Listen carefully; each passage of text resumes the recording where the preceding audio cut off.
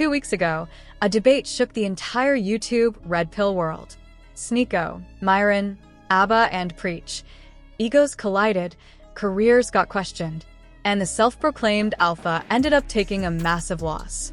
What happened next? Dodge attempts, accusations, receipts, and a whole lot of exposed hypocrisy. Today, I'm breaking down the truth behind this drama. And trust me, you've never seen the Red Pill space look this weak. Roughly 2 weeks ago, a heated exchange unfolded between Myron and Sneeko. Their discussion centered on the growing presence of Islam within the United States. While the details of the argument aren't crucial here, the general takeaway across comment sections and among reacting creators was clear. Most viewers believed Myron came out on the losing end by a wide margin. Among the voices calling attention to this outcome were none other than ABA and Preach. After Sneeko had seen Myron making some comments about Muslims, they decided to get up on a stream and talk it out.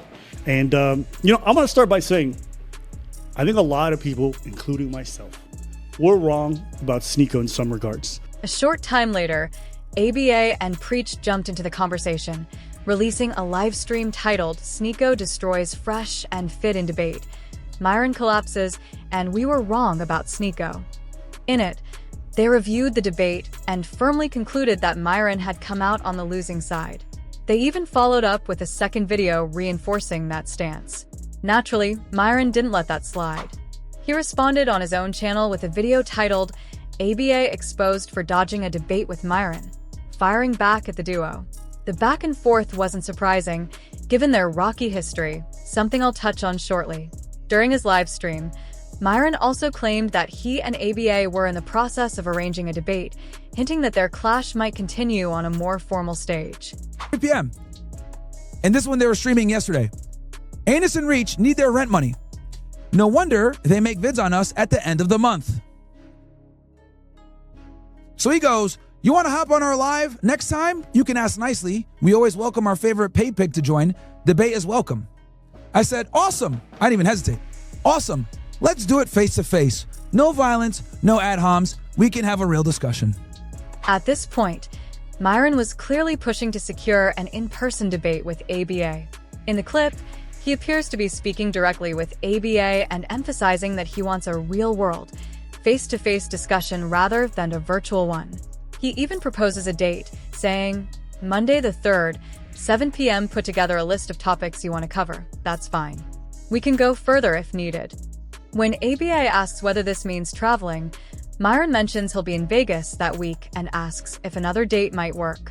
Myron then explains to his audience that this Vegas trip had been planned for days, implying he's willing to make the effort.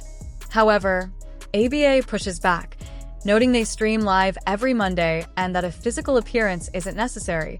A call-in would work just fine. He suggests either the 3rd or the 10th as options. Myron counters by inviting ABA to Florida instead, insisting the best way to resolve their issues is in person, like adults, especially considering their long-standing tension. But then ABA responds bluntly, there's nothing to hash out. I don't rock with you. That won't change. If you want to debate topics, send the list and we'll schedule it. Otherwise, good game. Myron fires back that he doesn't like ABA either and questions why ABA is avoiding a face-to-face conversation. ABA then delivers a sharp retort. Are you hooked on phonics? You asked for a debate. I set the terms. You've got a tiny channel doing 20K views per video. I'm not budging for your failed solo career. Accept your situation and act accordingly. He also adds, or go talk on Rumble for pennies. This response clearly struck a nerve. Myron, feeling slighted and frustrated over what he saw as excuses to avoid an in-person confrontation, went back to his channel and began pulling up metrics and view numbers to prove his point. So they have 2 million subscribers, 2.26. I got 420. Pulling in 19 million views the last 30 days, they pulled in 7.6 mil. So, Abba, what's your excuse, bro? What's your excuse? Oh, your channel's not pulling views. That's a lie, bro. I have damn near triple your guys' views, and you guys got 2 million subscribers. What are you talking about?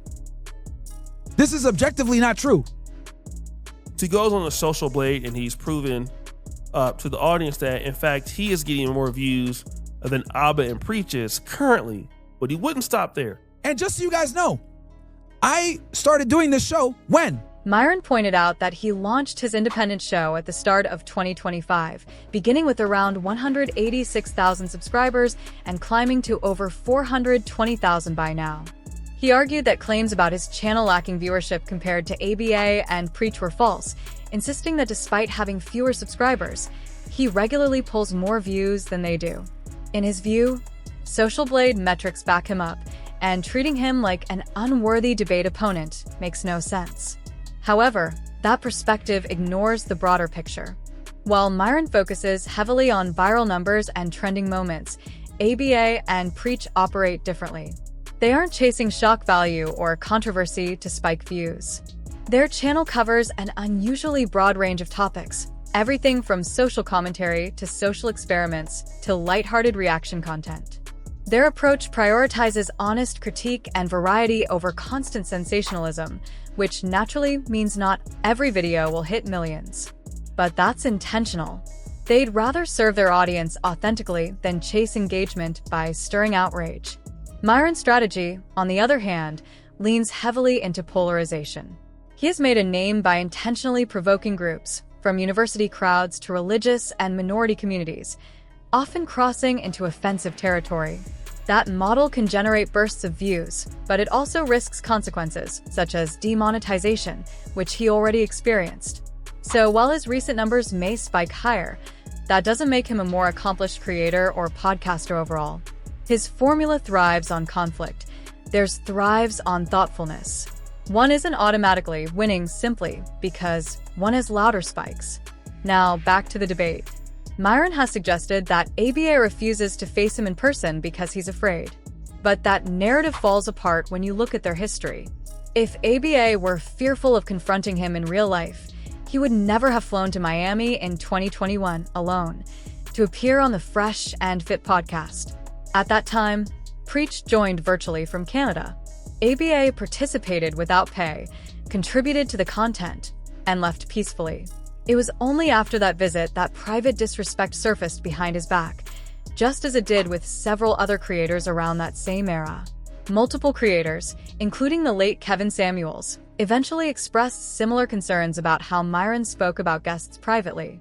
According to accounts shared by people who interacted with him, Myron used slurs and insults about fellow creators, including Kevin, and allegedly spoke in derogatory terms about collaborators behind closed doors. When Kevin passed away, Myron publicly honored him but reportedly did not financially support funeral expenses and had previously criticized him privately.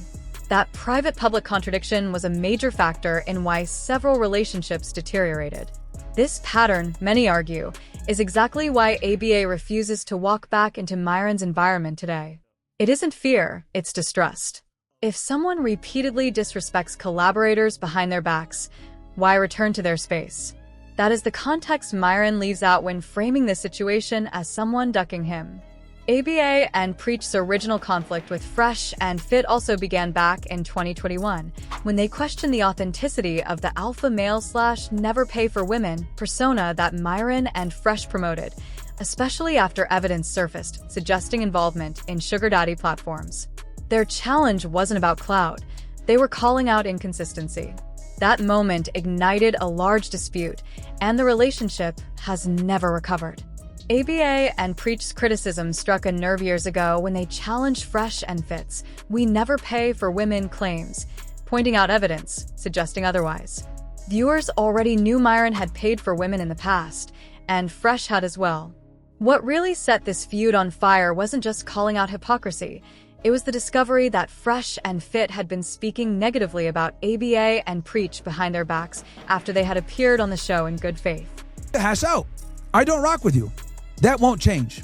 If you want to debate topics, then you can provide a list and we set it up. Otherwise, GG, which stands for good game. So I respond, yeah. Myron tried to cast their critical reaction video as an act of betrayal, almost as if a friendship code had been broken when they publicly challenged him after visiting his studio.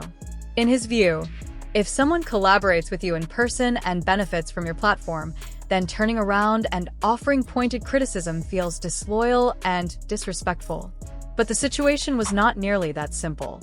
Many observers, fans, and fellow creators believed that the criticism did not come out of nowhere, nor was it motivated by jealousy or malice. Instead, people suspected that the reaction stemmed from private frustrations and alleged behind-the-scenes disrespect that had been simmering long before anything was posted. To those viewers, the critique was not the beginning of the conflict, but a response to actions that happened out of public view. That perceived betrayal, not the collaboration itself, became the spark that ignited a feud that would stretch on for years across live streams, videos, community posts, and commentary channels across the internet. From that moment forward, tensions only escalated, and very quickly what began as a disagreement over opinions and content creation turned into something far more intense and deeply personal. Fresh and Fit's response, according to what circulated widely online, was not limited to debating points or defending their positions. They allegedly took personal shots, including comments about Preach's wife and his home country, crossing into territory that most audiences view as beyond the boundaries of healthy disagreement.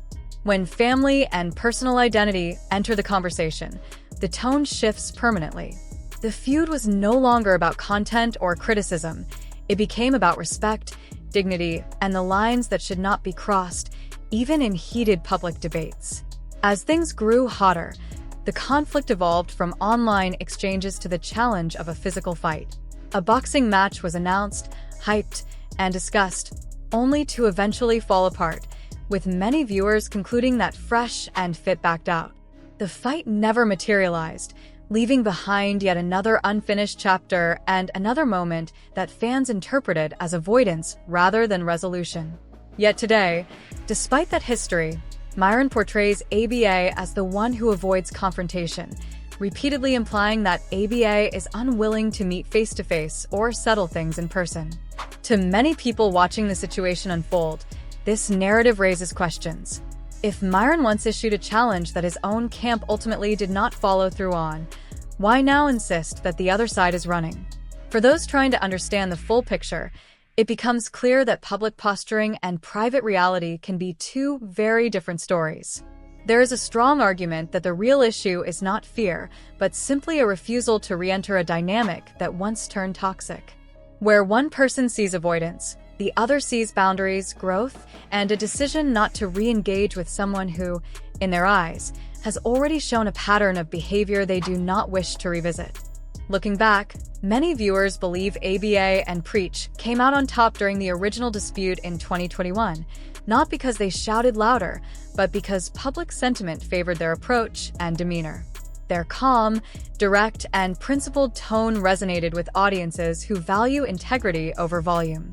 More recently, Myron's debate with Sneeko created another widely discussed moment, one that many online commenters saw as another loss in the court of public opinion.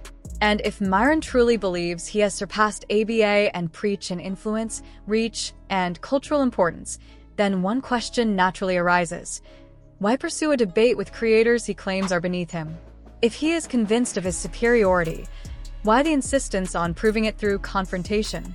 The very eagerness to debate, to reclaim ground, to revisit a past conflict suggests not confidence, but unfinished business. It suggests the weight of a narrative he wishes to rewrite, a moment in time that never fully left his shadow. All of this contributes to a larger truth that becomes more visible the longer this drama plays out. Online creators measure success in many different ways: views, subscribers, revenue, cultural impact, brand trust, or long-term stability. Some build influence through thoughtful commentary and consistent credibility, earning loyalty slowly through fairness and clarity. Others grow through controversy, intensity, and emotional spikes, drawing big audiences quickly, but sometimes struggling to maintain goodwill. Both strategies can succeed, but they lead to very different reputations.